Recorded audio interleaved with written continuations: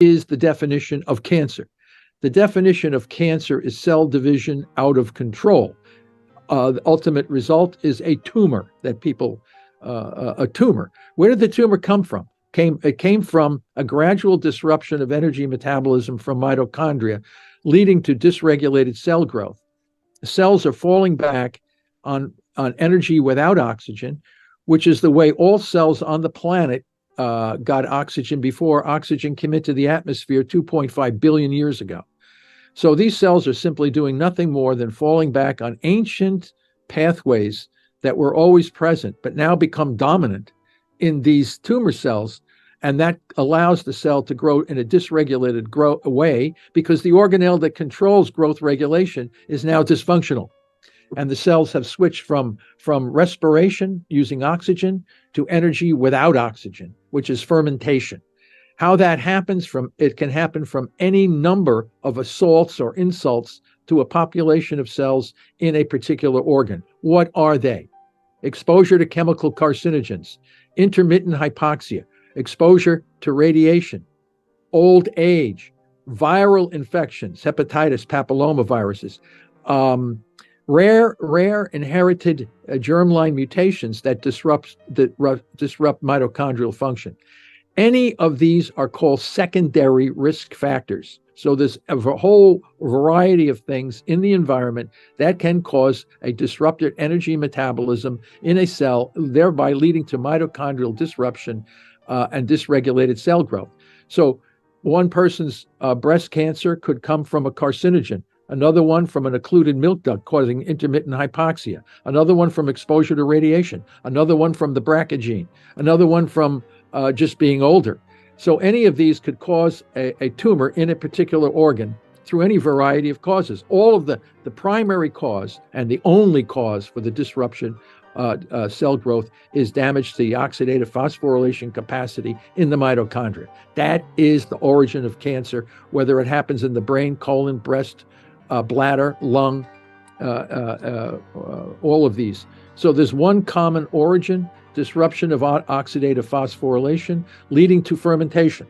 So all cancers, regardless of their organ, are highly fermentative cells dysregulated in their growth, driven by two fermentable fuels, which is the sugar glucose and the amino acid glutamine. They are the two major fuels that we have found driving all cancers, making cancer a singular disease of energy metabolism, not a complex hodgepodge of all kinds of diseases.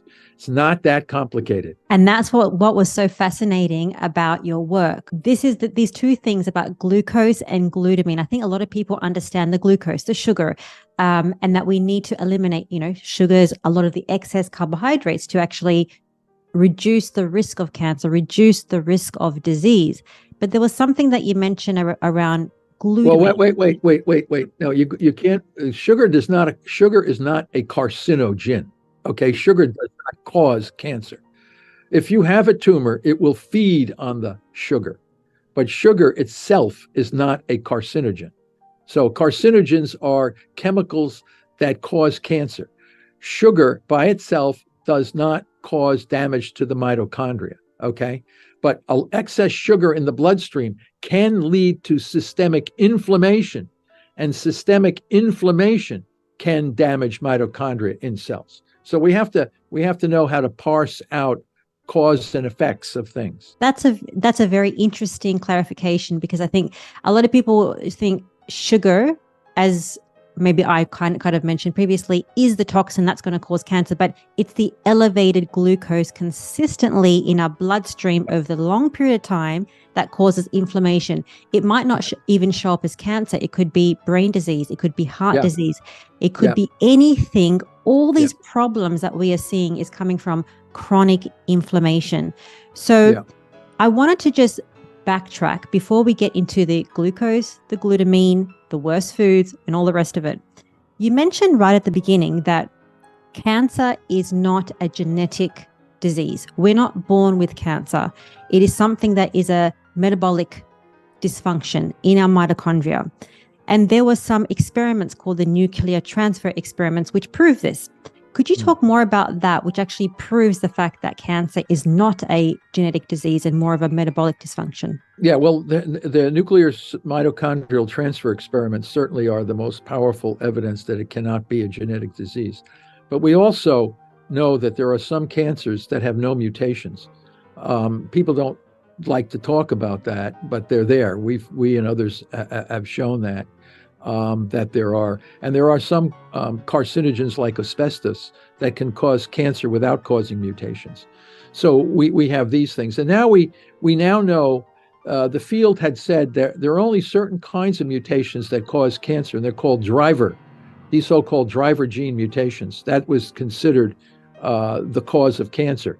But now, through newer experiments, we're beginning to see that normal cell, like you, a young lady, if we took a sample of various parts of your organs and did a genomic screen, we'd see these so-called cancer driver genes already expressed, but you don't have any cancer.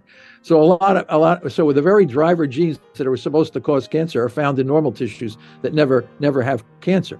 But the nuclear transfer experiments are the most powerful because there's where you can take the nucleus of the cell, which is supposed to contain the mutations, and take that nucleus and put it into another cell where a normal cell where the normal nucleus was removed and the cytoplasm containing the normal mitochondria are there. And you take that cancer nucleus and put it into that cell, and then take that cell and put it into a mouse or a rat to see whether or not it forms cancer. And the answer is it does not form cancer, even though it has the tumor nucleus there. On the other hand, if you take the normal cell and remove the nucleus of the normal cell and put it into a tumor cell where the nucleus of the tumor cell has been removed, so you're putting the nucleus of a normal cell into the cytoplasm of a tumor cell, and then put that into the rat, that grows like crazy.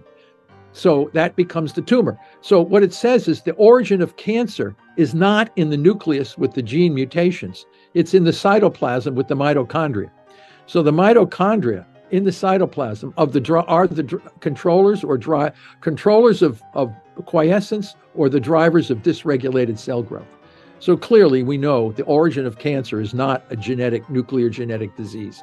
I went through the entire scientific literature and put all those independent experiments together in one composite paper that makes it the only way you could think that cancer is a genetic disease is through dogmatic ideology or cognitive difficulty. So there's no way any rational human mind would have to sit there and say cancer cannot be a genetic disease. So, cognitive challenge, I guess, is a better term for that. Cognitive dissonance. It's a kind of nice word to say that. It's interesting when people come up with these different ways of thinking about disease, which really challenges the traditional theory. And I was listening to a lot of your work, which is talking about the standard of care, and that, the standard of care, which is radiation therapy, chemotherapy, it doesn't treat the root cause. It's making the problem worse. Yeah, in many cases it does. Now, don't forget, we have millions and millions of cancer survivors on the planet who have taken standard of care and have been cured of their cancer.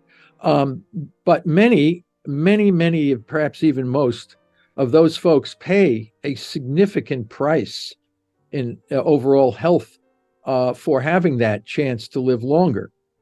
Neuropsychiatric problems, hormonal imbalances, digestive issues, growth problems, all kinds of problems have come as the result of surviving toxic radiation and toxic poisons. And many of them, not all of them, but some will go on to develop all kinds of new cancers as the result of the toxic treatment of these cancers. And the new therapy that many people are talking about are called immunotherapies. You hear PD-L1, Opdivo, Keytruda. They're advertised on television. They're advertised in magazines. CAR-T immunotherapy. These are all based on the somatic mutation theory of cancer. If the somatic mutation theory of cancer is not correct, then the outcome of many of these new therapies, in conjunction with radiation and chemo and all this other stuff, is unlikely to have a major impact in reducing deaths. And that's clear. I mean, cancer is getting worse and worse, not getting better and better. So all this new stuff is not working. And I'll tell you one thing that's very interesting. Some of the people that do really well on CAR T immunotherapy or some of the immunotherapies, the ones that do best are the ones that develop the high fever. High fever is often associated with therapeutic success. A long time ago, William Coley used to inject live bacteria into people, causing massively high fevers in cancer patients. And he had such an incredible cure rate. 95% of the patients that he gave bacteria, the body would launch an incredible fever and attack, cytokine attack, and the cancer would be destroyed by the heat. And the mutations that exist in cancer prevent the tumor cells from adapting to heat stress, so they up and die. So now here's the situation. You can pay $250,000 to $300,000 to get an immunotherapy that works because it gives you a fever. Or you can take some pyrogen that would give you a fever and get the same result for pennies. So Really? You're kidding? absolutely. So this is the whole thing. Because the folks that if you think cancer is a genetic disease, you have no clue. You think it's working because your immune system is the attack. Because if the patient doesn't get a high fever, the immunotherapies don't generally work. So they work on the papers that people that get high fever. So it has nothing to do with the $200,000. So once you understand the biology of the disease, most of the stuff we're doing makes no sense. It's actually harmful. And as a matter of fact, the dirty secret of immunotherapy is we call hyperprogressive disease, which means that about 15 to 20% of people getting immunotherapies die faster because the immunotherapy kills them before the cancer does. So yes, there's 20% that do well, that can survive, and a lot of them do well because they had a fever. So when you put all that together, you got to understand the biology of this disease. It's really scary. And that's why